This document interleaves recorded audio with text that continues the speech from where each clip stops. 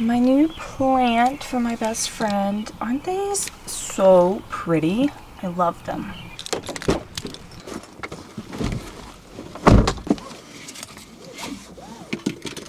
Good morning. Can I get a medium iced salted caramel latte with coconut milk, please? That'll be it. Welcome to the vlog. We are on a mission today. Mission step number 1 is to get coffee because I need caffeine. Step number 2, we are going to Chicken Salad Chick because it is Mother's Day weekend and I'm in charge of bringing chicken salad to the gathering at my grandma's house, and they are having a special today, and so it is not even 11 a.m. and I'm going to Chicken Salad Chick so we can try to actually get in on that like buy one get one deal. Step number 3, we have to go get groceries, which I may do step number 4 before I do step number 3, and that is to tell you guys some things I wish I would have done differently when I had graduated. I just realized that I have been out of pharmacy school for 4 years now, which means I was in pharmacy school for the same time I have been out now. So I have some thoughts on things that I wish I would have done differently or wish I would have known when I graduated. So I'm going to share those with you guys now. But I've got to get to Chicken Salad Chick before they run out of chicken salad, which probably isn't going to happen. But, you know, I just want to get the good deal. So let's go.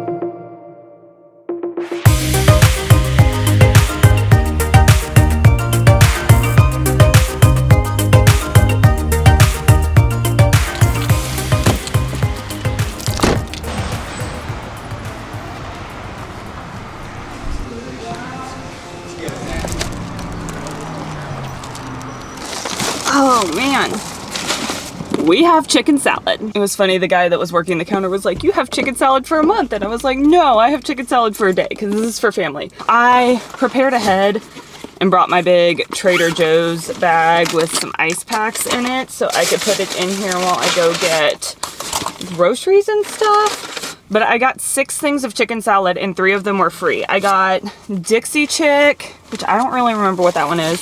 Fancy Nancy, which is my favorite. Sassy Scotty, which was my favorite until I found out I couldn't have cheese because this is like chicken bacon ranch flavored. Fruity Fran, which is another dairy-free one that I really like. The Classic Carol, because I had to get the classic. And then Buffalo Barclay, which is a little bit spicy, but my uncle likes spicy stuff. And it's one of my favorites too, because it's also dairy-free. But got those in the nice cooler. I had written down like 3 of the things that I wanted to talk to you guys about and made notes. I was doing so good. My watch is telling me my phone is not with me. I left my phone at home. I never leave my phone at home, but I did today. So we're just gonna, you know, go off what I remember. So 3 things that I wish I would have done differently after I graduated. I don't have any regrets necessarily, but just things I wish I would have known or done differently. And the first one is to take my vacation time. So when I was working night shift, I did not take very much vacation. In fact, I was there for almost a year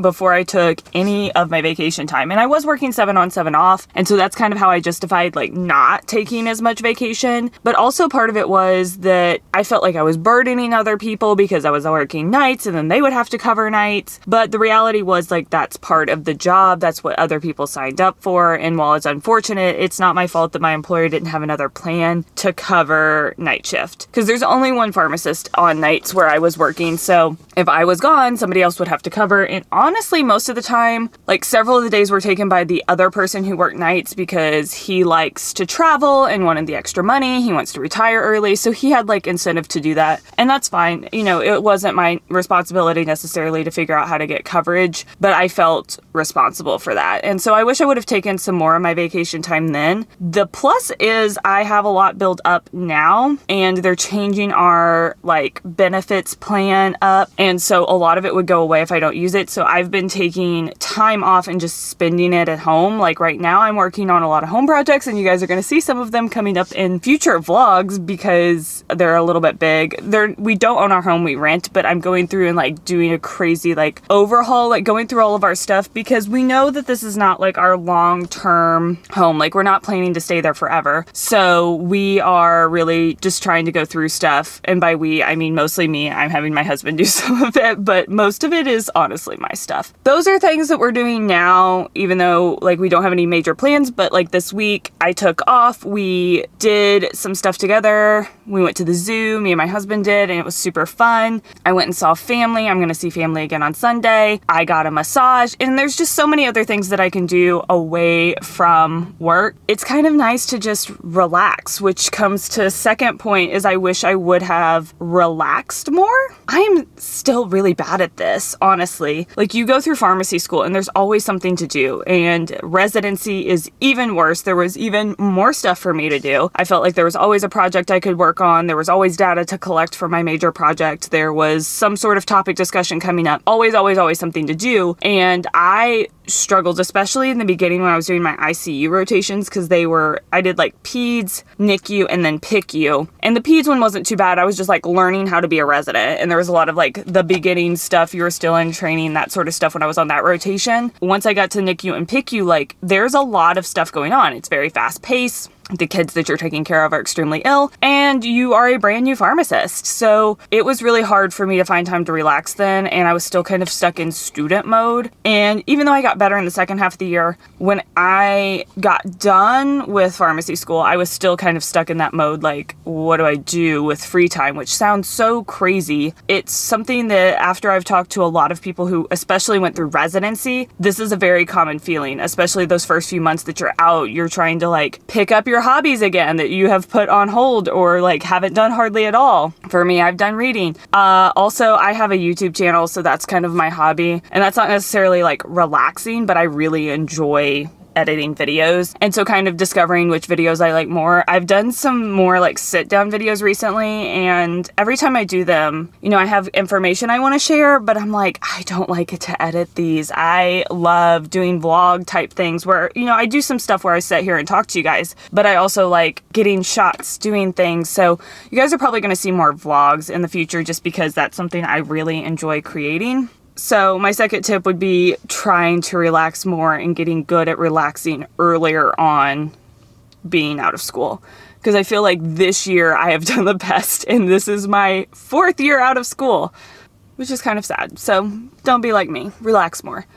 And then the third thing I would say I would have done differently is I would have invested in my Roth IRA when I was in residency. So hear me out. I know you may not be into financial stuff. It's something I am getting into, but I wasn't whenever I was in residency. And even if I had invested like $100 a month, that would have been so much better than what I was doing, which was investing in my employer benefits program, which was fine, except I wasn't getting employee match, so I wasn't getting the free money on top of that. The Roth would have been a better option. I didn't know that, and that doesn't mean it was going to be the same for you. So I guess my tip is more so like get your finances in order. Okay, my camera got too hot and it turned off, so I'm gonna wrap this up really quickly. Basically, just know your investment options, know what's best for you, talk to somebody, a CPA, a financial advisor, whoever, to help you, talk to the HR where you work, and try to figure out what's best for you before you're out of residency or 2 or 3 years down the line, because those beginning years are so important for your financial success and can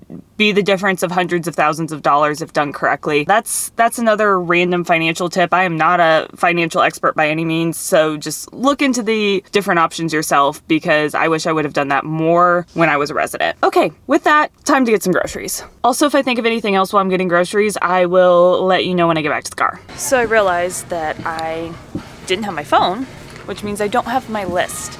And there was very specific things I was here for. So I remember like 2 of them, but I don't remember the rest. So that'll be fun.